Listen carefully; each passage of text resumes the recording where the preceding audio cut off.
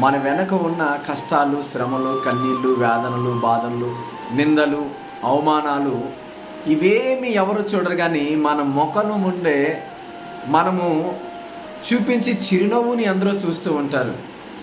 మనం ఎన్ని కష్టాలున్నా,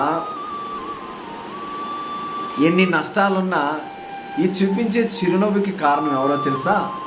మన కొరకు ప్రాణం పెట్టిన మన నజరుడైన యేసయ్యే. ఎందుకంటే ఈ శ్రమల నుంచి విడిపించేవాడని, మన చీకటి బ్రతుకులను వెలుగుతో నింపేవాడని, మనలను ఆదుకునేవాడని, మనలను విడువని దేవుడని, ఎడబాయని దేవుడని ఆ విశ్వాసము, ఆ నమ్మకము మనలో ఉంది. కాబట్టి మనం చిరునవ్వుతూ ఉన్నాం.